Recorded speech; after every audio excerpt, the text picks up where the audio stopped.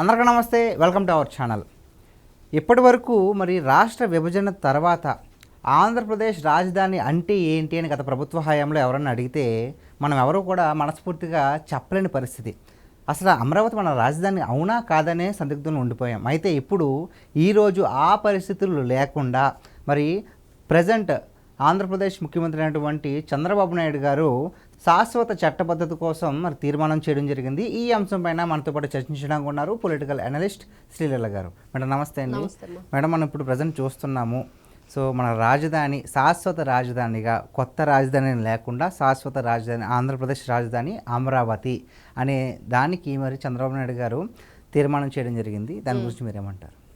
ఇక్కడ అసలు ఈ విధంగా తీర్మానం చేసుకోవటానికి కారణం ఏంటి, అంత అవసరం మనకు ఎందుకు ఏర్పడింది, దాని వెనక కథ ఏంటి అంటే అమరావతి అనగానే దేవతల రాజధాని, అది ఇంద్రుడు పరిపాలించాడు, దానికి ఒక గొప్ప చరిత్ర ఉంది. మరి అప్పుడున్న రాక్షసులు ఎవరు అంటే వైఎస్ఆర్సీపీ పార్టీ. ఆ రాక్షసులు ఎలా ప్రవేశించారు? మనం సాగర మదనం జరిగినప్పుడు దేవతలు రాక్షసులు సాగరాన్ని మదిస్తారు. మదిచ్చినప్పుడు ఏం జరిగింది అంటే ఒక్కొక్కటి వస్తూ ఉంటాయి అన్ని దాంట్లో నుంచి. కల్పవృక్షం వచ్చింది, అన్ని రకాలు కామధేను వచ్చింది, ఇట్లా రకరకాల అన్ని వచ్చిన తర్వాత అమృతం వస్తుంది. అమృతం వచ్చిన తర్వాత అది తాగితే ఏముండదంటారు, ఇంకా జన్మంటూ ఉండదు, యవ్వనంగానే ఉండిపోతారు, వాళ్ళు ఎప్పటికీ అలానే ఉంటారు, ఎలా ఉంటే అలాగా అనేది, మరణం అనేది ఉండదని. అప్పుడు ఏం చేశాడు, రాక్షసులు ఒక దేవతల వేషంలో వచ్చేసి అమృతాన్ని సేవిస్తారు. అప్పుడు విష్ణుమూర్తి సుదర్శన చక్రాన్ని వేసినప్పుడు వాళ్ళ శిరస్సు ఖండించినా కూడా శిరస్సుని ఆ శిరస్సుతోనే తిరుగుతూ ఉంటారు. వాళ్ళే రాహుకేతులు అని కూడా ఏదో చెప్తూ ఉంటారు రకరకాలుగా. అయితే ఈ రాక్షసుల్లాగా వీళ్ళు ఎవరైతే దేవతల ముసుగులో వచ్చారో ఆ రాక్షసుల్లాగా వైఎస్ఆర్సీపీ పార్టీ ప్రవేశించి ఏ విధంగానైనా సరే మన రాజధానిని అపహరించాలి, అది లేకుండా చెయ్యాలి. మనుషులు ఇక్కడ ఏదైతే ఆంధ్ర రాష్ట్ర ప్రజలు ఉన్నారో వాళ్ళల్లో వాక్ స్వాతంత్రం కానివ్వండి, అంటే స్వేచ్ఛగా మాట్లాడేది కానివ్వండి, లేకపోతే ఒక ఇది మంచి ఇది చెడు అని చెప్పేదాన్ని కూడా చెప్పనివ్వకుండా నొక్కేసింది వైఎస్ఆర్సీపీ. అంటే అత్యంత దారుణంగా మరి భూసేకరణ ఎవరైతే భూములు ఇచ్చారో వాళ్ళు ఎంత ఇబ్బంది పెట్టారో మనం చాలా చాలా చాలా. కాబట్టి ఈ రోజున ఈ తీర్మానం ఎందుకు చేసుకోవాల్సి వచ్చిందంటే భారతదేశంలో కూడా ఎక్కడ ఎప్పుడూ లేని తీర్మానం ఇది. ఎక్కడ ఏ రాష్ట్రానికి ఇలాంటి అవసరం రాలేదు, మనకే ఎందుకు వచ్చింది? ఒక విధంగా అదృష్టం అనుకోవాలా, ఇలాంటిది వచ్చిందే ఎందుకు మనకే ఇలా జరిగింది అనేది బాధపడాలా? అంటే ఎక్కడ జరగలేదు, భారతదేశంలో ఎక్కడ జరగలేదు ఇంతవరకు. ఇదే ఫస్ట్ టైం, అది ఆంధ్రప్రదేశ్ లోనే జరగబోతుంది.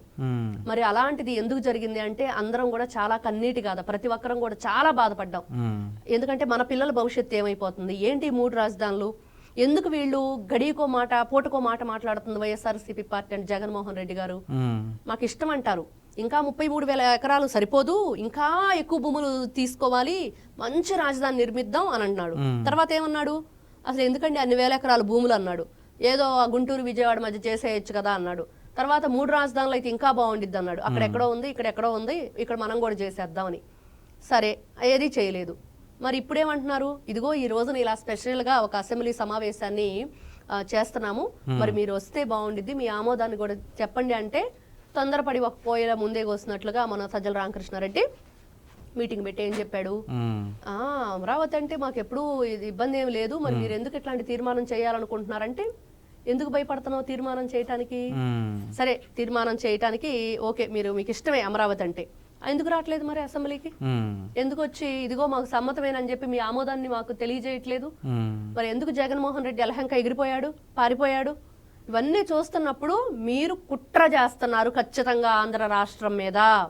అది ఏ విధంగానంటే మీరు దాచుకోవటానికి ఆంధ్ర రాష్ట్రాన్ని నాశనం చేసేయటానికి మాత్రమే. అది కేవలం ఇదే, దోచుకోవటానికే ఈ కుట్ర. ఎందుకంటే ప్రశ్నించే తత్వం ఉండకూడదు. ప్రజలు అనేవాడు ఎలా ఉండాలంటే జగన్మోహన్ రెడ్డి చెప్పు చేతల్లో. ఇప్పుడు మనం స్టోరీలు ఎన్నో విన్నాం, జగన్మోహన్ రెడ్డి ఎలాంటి ఉచితాలు ఇస్తున్నాడంటే పావురాయి ఎగరకుండా తన సశక్తిని కూడా తను మర్చిపోయే విధంగా. ఎందుకంటే మనకి కొన్ని రాజుల కథలు కూడా ఉన్నాయి, వాళ్ళు మద్యాన్ని ఎందుకు ఇచ్చేవాళ్ళు అంటే ప్రశ్నించే తత్వాన్ని ఆ మనిషిలో నశింపజేసే విధంగా మద్యాన్ని ఇచ్చేవాళ్ళు ఎప్పుడో. చరిత్ర ఇవన్నీ కూడా ఇట్లాంటివన్నీ, అలాంటి మద్యాన్ని నువ్వు అమ్మి వాళ్ళ జీవితాలని వాళ్ళ ఆరోగ్యాలని సర్వనాశనం చేసేసి ఈ రోజున ఒక రాజధాని అనేదే లేకుండా చేశారంటే ఈ రోజున దానికి మనం ఒక ప్రత్యేకమైన చట్టాన్ని తీసుకొచ్చుకునే పరిస్థితికి తీసుకొచ్చాడు. అంటే మేడం ఈ పరిస్థితి వచ్చింది కదా, మళ్ళీ పునరావృతం అవుద్దంటారా? ఏంటి పునరావృతం అయ్యేది అంటే మళ్ళీ రాజధాని మార్పులు చేర్పులు లాంటివా? చట్టబద్ధత అనేది ఇంకా కదపడానికి లేదు. ఇప్పుడు మనకి మన శిలా శాసనాలు అని చెప్పి ఉంటాయి. అవన్నీ ఎందుకు రాస్తారు? ఈ ప్రాంతాన్ని ఈ సంవత్సరం నుంచి ఈ సంవత్సరం వరకు ఇదిగో ఈ రాజు పరిపాలించాడు, లేకపోతే ఈ శాతవాహనులు పరిపాలించారు, వాళ్ళ చరిత్ర ఇదిగో వీళ్ళు ఇలాంటి శాసనాన్ని లిఖించారు. ఇప్పుడు కూడా అదే శాసనం మనం అమరావతికి ఒక ప్రజాస్వామ్యంలో ఉండి రచించుకోవాల్సిన పరిస్థితి. ప్రజాస్వామ్యంలో ఉన్నాం అంటే ఇక్కడ ఏంటి, ఎవరికి వాళ్ళకి వాక్ స్వాతంత్రం ఉంది. నాది, నేను, నా ఓటు హక్కు నేను వినియోగించుకుంటున్నాను, ఏదైనా ప్రజల ఆమోదంతో ఇక్కడ జరుగుతుంది. కానీ ఎక్కడ జరుగుతుంది? జగన్మోహన్ రెడ్డి ఏం చేశాడు వచ్చి? కాబట్టి ఇవన్నీ కూడా రేపు ఇట్లాంటివి ఏదైనా సరే ఎవరు కూడా ఎవరి మెదడులో ఏ పురుగు తొలిచిద్దో తెలియదు, ఎవరు హాని తలపెడతారో తెలియదు, ఎవరు కీడు చేస్తారో తెలియదు. కాబట్టి నా ఆంధ్ర రాష్ట్రాన్ని 2047 ఎంత గొప్పగా స్వర్ణాంధ్రప్రదేశ్గా తీర్చిదిద్దాలని చెప్పి నారా చంద్రబాబు నాయుడు గారు అనుకుంటున్నారో, మరి దాని కళ నెరవేరాలంటే ఈ రోజున మన అమరావతిని ఏ విధంగా రూపుదిద్దుకోవాలి, దానికోసం ఈ చట్టాన్ని ఏ విధంగా తీసుకొచ్చుకోవాలి, రేపు పిల్లల భవిష్యత్తును మనం ఎలా కాపాడుకోవాలి. ఈ రోజున కేవలం మన రాష్ట్రం, మన రాజధాని, లేకపోతే దీనికోసం చట్టబద్ధత, లేకపోతే ఇలాంటివన్నీ మనం ప్రవేశపెడుతున్నాం అనే దానికంటే ఇది మన పిల్లల భవిష్యత్తుకు తలరాత. ఈ రోజున ఏదైతే అమరావతి కోసం ఈ శాసనం రాస్తున్నారో ఇది మన పిల్లల భవిష్యత్తుకి తలరాత ఖచ్చితంగా. ఓకే మేడం, ఒకవేళ ఈ పరిస్థితి లేకుండా జగన్మోహన్ రెడ్డి గారు తాను సీఎంగా ఉన్నప్పుడు ఒకవేళ అమరావతి రాజధానిగా అయి ఉంటే, అంటే ఆయన నిర్మించి ఉంటే ఏ విధంగా ఉండేది అసలు?